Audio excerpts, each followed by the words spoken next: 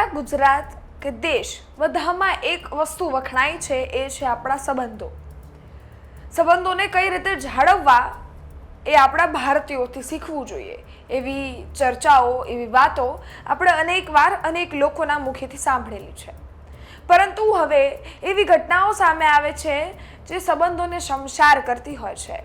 પોતાના જ સંબંધો, પોતાના જ માતા પિતા, પોતાના જ જમાઈની સાથે નિમ્ન કક્ષાની કરતૂતો કરીએ અને પોતાના જ સંબંધો તોડવા પર આવી જઈએ, પોતાના જ સંબંધો છે એને નુકસાન થાય એવા કાર્યો કરીએ. આવી ઘટનાઓ એક બાદ એક જોવા મળે છે. આજે એક વલસાડમાંથી ઘટના સામે આવી અને આ ઘટના સાંભળી તમે પણ ચોંકી જશો અને તમને પણ એવો સવાલ થશે કે એક માતા પોતાની દીકરીના પતિ એટલે પોતાના જમાઈ સાથે આવું પણ કામ કરી શકે? તમને પણ એક સવાલ થશે કે જો જમાઈ અને સાસુ આ હદ સુધી જઈ શકતા હોય તો પછી સંબંધો શું? સંબંધોની મર્યાદાઓ શું? આ બધા જ સવાલ આજે તમને થશે. આ બધા જ સવાલના જવાબ પર પણ વાત કરશું ને આ ઘટના શું છે એ પણ તમને સમજાવવાનો પ્રયત્ન કરીશ. એ પહેલા આપ ગુજરાત તકનો ક્રાઇમનો કાર્યક્રમ જોઈ રહ્યા છો. આપની સાથે હું જ્યોતિકા.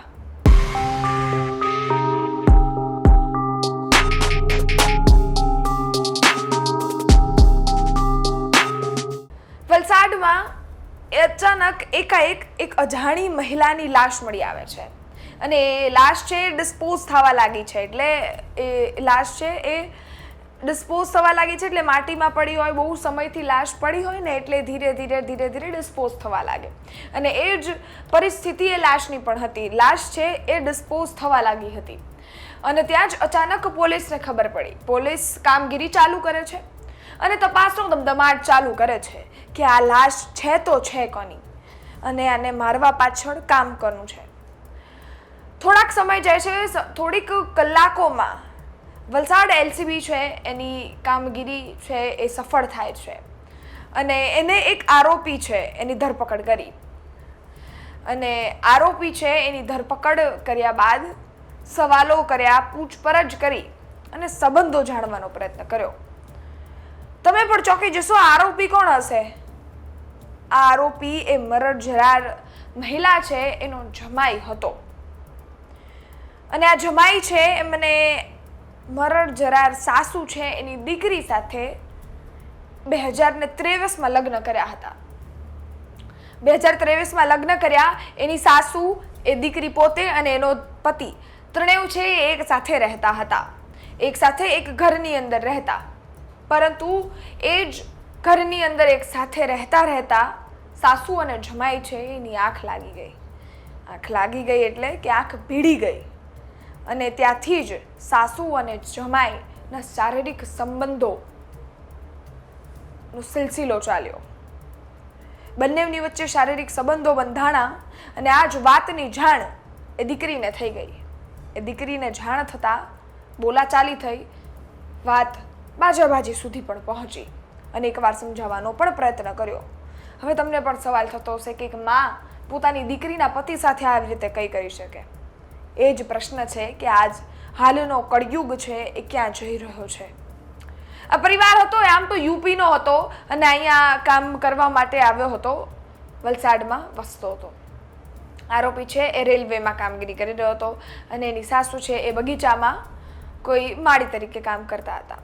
હવે આ કેસની આગળની વાત કરીએ તો એની દીકરીએ સમજાવવાનો પ્રયત્ન કર્યો પણ વાત સમજવાથી ટાળી, સમજી નહીં અને ધીરે સંબંધોમાં વધારો થતો ગયો. એ દીકરી છે એને તકલીફ થવા લાગી. એ દીકરીએ એના પતિને છૂટાછેડા આપી દીધા અને એ પોતાના વતન રહેવા યુપી જતી રહી. પછી એ યુપી ગઈ તો બીજી બાજુ એની સાસુ છે એટલે એ દીકરીની માતા છે એ પણ એક અલગ ઘરમાં રહેવા લાગી અને ત્યાંથી એક બગીચામાં કામ કરતી. પરંતુ ધીરે આ વાત એટલી વધી ગઈ કે સાસુના મનમાં પ્રેમનો દીવો ચાલી ગયો. એણે જમાઈને લગ્ન માટે વાત કરી, જીદ પર ઉતરી આવ્યા કે મારી સાથે લગ્ન કર. આટલું બધું થતાં પણ આ સિલસિલો છે એ ઊભો જ નહોતો રહેતો. શારીરિક સંબંધો છેલ્લા ઘણા સમયથી બાંધેલા હતા ને બાંધેલા જ રહ્યા, છેટ સુધી છૂટ્યા નહીં. પરંતુ દબાણ પણ કર્યું અને અનેક વસ્તુઓ થઈ. જમાઈ છે એના છૂટાછેડા તો ઓલરેડી થઈ ચૂક્યા હતા, એટલે એણે બીજી દીકરી સાથે પણ લગ્ન કર્યા, પરણ્યો અને એની સાથે રહેવા લાગ્યો. એની જાણે એની સાસુને થઈ, એની સાસુને દુઃખ થયું. એની સાસુ છે એ એના પ્રેમી જમાઈને બીજા કોઈ સાથે જોઈ ન શકી, એટલે એને એ યુવતી છે એને ફોન કરી, એમની માતાને ફોન કરીને જાણ કરી દીધી કે તમારો જમાઈ છે એ મારી દીકરી સાથે પણ પરણ્યો હતો અને મારે ને એને પ્રેમ સંબંધ છે. હવે વાત થતાં એ દીકરી છે એને પણ આરોપી છે એને છૂટાછેડા આપી દીધા અને વાત પતી ગઈ. જમાઈને મનમાં રંજ રહી ગયો અને એને સાસુ પાસેથી પલ્લો ઝાડવા કે એની પાસેથી છુટકારો પામવા માટે પ્લાનિંગ કરવાનું ચાલુ કર્યું. એક દિવસે આ વાત સમાધાન સુધી પણ પહોંચી. સમાધાન માટે પણ બોલાવ્યા, બંને સમાધાન માટે મળ્યા પણ હતા. અને જે દિવસે સમાધાન માટે મળ્યા એ દિવસે પણ શારીરિક સંબંધો બાંધ્યા હતા. બધી જ વસ્તુઓ પૂરી થઈ ગઈ તો પાછી ઉગ્ર બબાલ થઈ, બોલાચાલી થઈ અને એમાં જ જમાઈનો મગજ સટકી ગયો અને એને એની સાસુ છે એનો જીવ લઈ લીધો.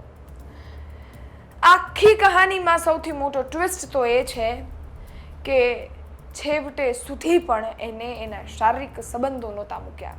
અને આ જ સમગ્ર બાબતે પોલીસ છે એને વધારે આરોપી સાથે વાતચીત કરી છે અને આરોપી સાથે વાતચીત કરતા અનેક એવી કહાનીઓ છે જે સામે આવી છે, જે પોલીસ આપણને જણાવી રહ્યા છે. શું કહી રહ્યા છે તે સાંભળીએ. કે ગયા માસમાં એપ્રિલની અંદર જે આરોપી છે કોચ એને બીજા એક ઉત્તર પ્રદેશની બીજી કોઈ સ્ત્રી સાથે લગ્ન કરેલા હતા અને આ વાતની ખબર મરણજનાને પડેલી હતી અને તે બંને વચ્ચે પણ થોડો કટરાક થયો હતો. તે દરમિયાન મરણ જનારી બેન છે એમને આરોપીની પત્નીને અને સાસુને ફોન કરી અને ગાળાગાળી કરી હતી અને આરોપીનો સાથ છૂટા લેવા માટે દબાણ કર્યું હતું.